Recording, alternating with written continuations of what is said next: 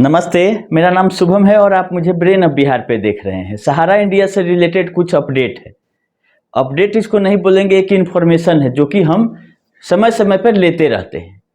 क्योंकि हमारे साथ 20 से 30 हज़ार लोग जुड़े हुए हैं जो हमारे वीडियो का इंतजार करते हैं कि कहीं ना कहीं कुछ जो भी इन्फॉर्मेशन रहे, सही गलत निगेटिव पॉजिटिव, हम आके आप लोगों को अपडेट करते हैं और कोशिश करते हैं जो आम लोग, जो जनरल लोग नहीं ले पाते हैं, वो आरटीआई के माध्यम से हम पूछना चाहते हैं डिपार्टमेंट से कि क्या चल रहा है, ताकि आप लोगों को बता सके। उसी क्रम में हमने आरटीआई किया था एसएफआईओ के पास, क्योंकि 3-4 साल से एसएफआईओ जांच कर रही है। सहारा इंडिया की जांच तो ईडी भी कर रही है, एसएफआईओ भी कर रही है, तरह तरह की जो भी एजेंसियां हैं सरकार की या देश की, वो कर रही हैं सहारा इंडिया से। लेकिन जो मेन मकसद है इन जांचों का, लोगों का पैसा दिलवाना, इसमें मात्र 2% की सफलता मिली है, वो भी पोर्टल के माध्यम से। 98% लोग अभी भी अपना मूलधन या 10 रुपया पाने के लिए भी इंतजार कर रहे हैं और पूरे देश का लमसम 2.5 लाख करोड़ रुपया इस सहारा प्रकरण में फंसा हुआ है।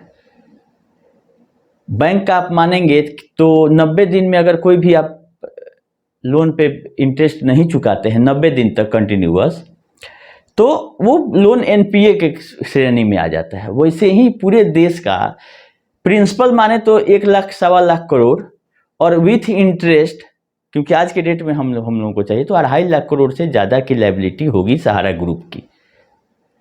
तो इतना पैसा वो भी आम पब्लिक का, मिडिल क्लास का और लोअर मिडिल क्लास और गरीब लोगों का फंसा हुआ है, जिसपे कोई ध्यान नहीं है। बस केवल जांच चल रहा है। तो हम चाहते हैं कि जो जांच एजेंसियां कर रही हैं वो जल्दी जांच पूरा करे, ताकि या तो कार्रवाई हो, या अगर नहीं कार्रवाई होगा तो अगर सहारा सही रहेगी तो सहारा आगे आके अपना भुगतान करेगी कि भाई कि हम चारों तरफ से क्लीन चिट हमको मिल गया। तो एसएफआईओ से हम 7-8 सवाल पूछे थे कि आप बताइए कि इन्वेस्टिगेशन का क्या स्टेटस है। रिजल्ट में आया है 0। सबसे पहले यही जान लीजिए।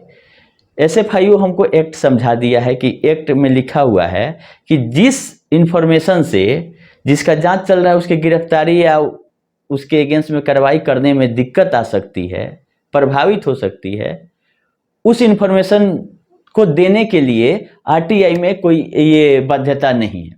मतलब आरटीआई के थ्रू उस इंफॉर्मेशन को आप नहीं पूछ सकते हैं जिससे जांच प्रभावित है, या जो जिसके अगेंस्ट में जांच चल रहा है उसकी गिरफ्तारी या किसी पे कोई किसी तरह की बाधा आए। इतना ही लिख के हमारा 8 सवाल का एक बार में जवाब दे दिया है कि अभी इस इन्वेस्टिगेशन जो है वो अंडर प्रोसेस है, अभी भी चल रहा है, इसलिए हम कोई भी जवाब आपके सवालों का नहीं दे रहे हैं। अब आप लोग देखिए कि 8 सवाल हम स्क्रीन पर दिखा देते हैं, इसमें से कौन सा सवाल से जांच एक्चुअल में प्रभावित हो सकता है कि नहीं हो सकता है। डिसीजन आप लोग कीजिए। जो मेरा सवाल है कि ये जांच कब पूरा होगा। अगर पूरा हो गया है तो आपने सरकार को जो रिपोर्ट दिया है उसका एक कॉपी दे दीजिए।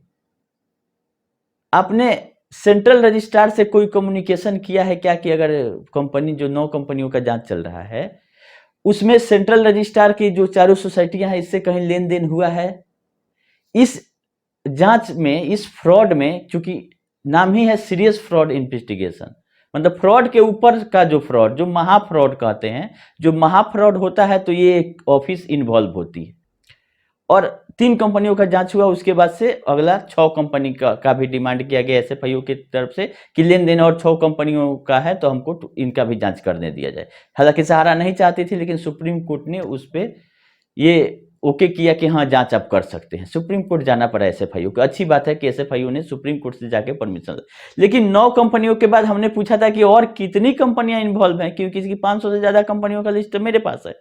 तो क्या अब अगले बार आप 9 की जगह 17 कंपनियों का लिस्ट मांगेंगे कि इसका पैसा इसमें गया तो इसका भी जांच हमको करने दिया जाए?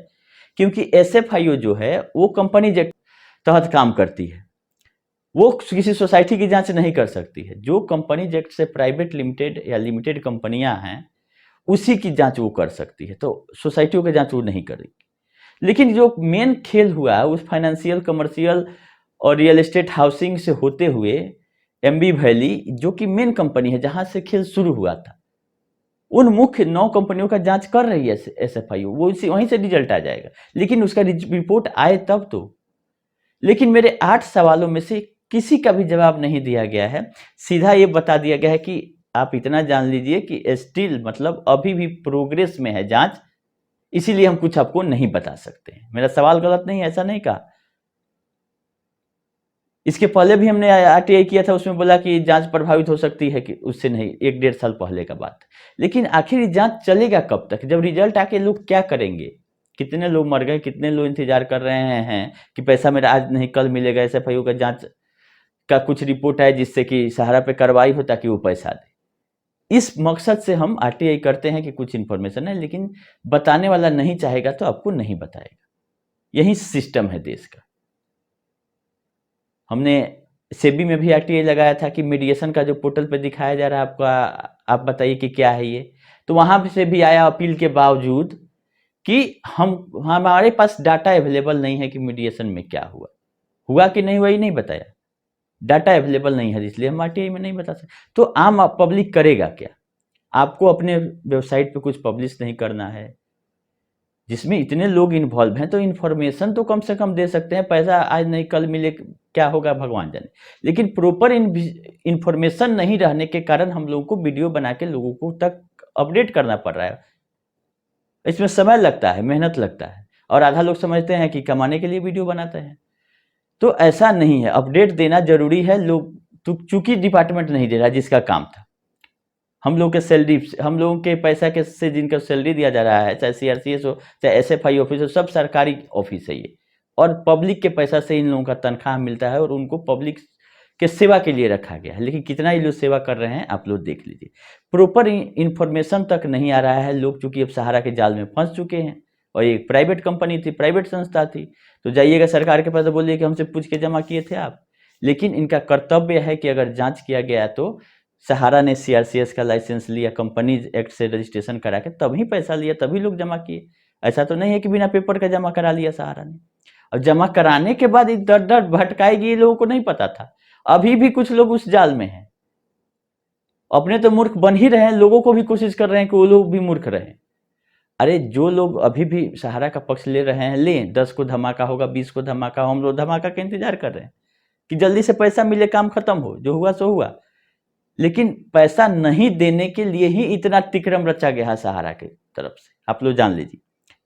2010 के बाद जब 2008 में ही इसका फाइनेंशियल का लाइसेंस कैंसिल हो गया था, तभी जो इनके प्रमुख थे उनको पता लग गया था कि अब तेरी मेरी सिस्टम ज़्यादा दिन तक नहीं चलेगा। इसीलिए रियल एस्टेट और हाउसिंग में सेबी के बिना परमिशन का पैसा उठा लिया इन्होंने। ऐसा नहीं है कि इनके पास कंसल्टेंट जानकारी नहीं होगा कि सेबी के परव्यू में आता है कि नहीं आता है।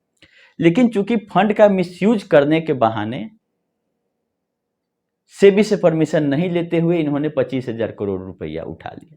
उस समय में 25,000 बहुत मोटा रकम होता है। ये जान रहे थे कि हमारे देश का सिस्टम क्या है, पकड़ते पकड़ते 4-5 साल लगेगा, तब तक मेरा काम हो जाएगा। वही हुआ, सेबी के नज़र में आते आते उसको पकड़ते पकड़ते तब तक फिर इतना ना लोगों को भरोसा था इन पर कि उलट पलट के बराबर करके आज रोग आ रहे हैं। अगर उसी समय नहीं कन्वर्जन में लोग सहयोग किए रहते तो एक दो दिन देखना ही नहीं पड़ता। लेकिन कहीं ना कहीं गलती एजेंट लोगों का भी रहा, वो भी अंधविश्वास में, और कोई बात नहीं है। कि सुब्रत राय मसीहा हैं, जैसा कि वो पिछले 30 साल से करते आए थे, उसी भरोसे का गलत इस्तेमाल करते हुए उन्होंने सबको चीट कर दिया। और एक बार नहीं, फिर क्यों सबसे सोसाइटी में 2 बार 3 बार जहाँ पे लाकर उन्होंने शिफ्ट कर दिया है कि ना कोई लायबिलिटी उनकी बन रही है और ना ही उन पर जल्दी अच्छे से कार्रवाई हो सकता है। क्योंकि आपका टर्म एंड कंडीशन जो है सोसाइटी के, उस हिसाब से प्रक्रिया आएगी, पोर्टल आएगा, मूलधन दिया जाएगा, फिर लिक्विडेटर बहाल होंगे, उसमें भी लगेगा 5-10 साल। जहां कार्रवाई होना था, जिसके चलते इनको जेल जाना पड़ा, तो वहां से फंड इन्होंने हटा दिया। क्योंकि कंपनी एक्ट से रहता तो जिस तरह से जेल में इनको डाला गया 2 साल के लिए, इस सब के लिए भी जेल होता।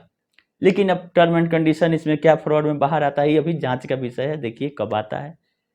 अब इतनी जांच एजेंसी और ईडी तो खुलासा भी कर चुकी है कि इन्होंने बेनामी संपत्ति बनाया, ऐशो आराम की जिंदगी में निवेशकों का पैसा का इस्तेमाल किया गया, मैच्योरिटी पूरा होने के बाद भी दूसरे स्कीम में ट्रांसफर कर दिया गया। ये तो ईडी लिखित में दे दी है, तो अब बोलने में क्या दिक्कत है। और पैसा देना रहता सहारा को, कुछ लोग आके अभी धमाका वाले लोग के लिए बता दे रहे हैं, आप धमाका कराइए, कोई बात नहीं। जब पैसा देना रहता तो सहारा से भी विवाद ही नहीं होता, सेबी भी कुछ नहीं बोली थी इसको कि ठीक है तुमने गलत तरीके से पैसा उठा लिया, लोग का पैसा वापस कर दो। तो अगर पैसा देना रहता तो ये इंसान 2010 में ही दे दिया रहता। कितना लायबिलिटी था, मूलधन में आपका थोड़ा सा 3 साल का इंटरेस्ट जोड़ के दे देना था, फिर कंपनी चलती सहारा का, सब लोग जियो सहारा जय सहारा करते रहता, हम लोग भी करते। लेकिन उसी समय से इसको लगा था कि इतना पैसा हम उठा लिए हैं, फिर पब्लिक से इतना पैसा जल्दी मिलेगा नहीं, जो भी दिमाग लगाना है इसी पैसा में लगाओ, चाहे इसके लिए कुछ भी करना पड़े, पैसा तो हम नहीं देंगे। तो जो लोग बोल रहे हैं कि 10 से पैसा मिलेगा 20 से, तो 2010 से में भी पैसा दे सकती थी सहारा, लेकिन नहीं दे पाई। सुब्रत राय सहारा भी 25,000 करोड़ जुटाने में असफल रहे, तब जेल में इनको चक्की पीसना पड़ा। आप लोगों को बता देते हैं, भले 5 लाख 10 लाख करोड़ का इनका प्रॉपर्टी क्यों ना हो, लेकिन 25,000 करोड़ मूलधन का जहां तक बात था वो अरेंज नहीं हो पाया, जिसके चलते उनको जेल हुआ। फैक्ट यही है, बाकी गुणगान गाने के लिए आप गाइए, कौन रोक रहा है। लेकिन पैसा अगर देना रहता सहारा को तो यहां तक बात आता ही नहीं, सहारा भी चलती, लोगों का पैसा भी मिलता। लेकिन इसका इंटेंशन ही 2010 में जब रियल एस्टेट हाउसिंग का विवाद हुआ, विवाद जानबूझ के पैदा किया गया, हुआ नहीं कि सेबी का परमिशन लेंगे तो फंड उसके हिसाब से हमको इन्वेस्ट करना पड़ेगा। और यहाँ तो इसको ग्रुप में घुमाना था, 500 कंपनी बना चुका था। तो चारों तरफ से हाथ पैर मार के देख लिया, कहीं से कुछ नहीं होता था। तो जो इनके 2 सुपुत्र थे वो सब लोग डायरेक्टरशिप में आए थे।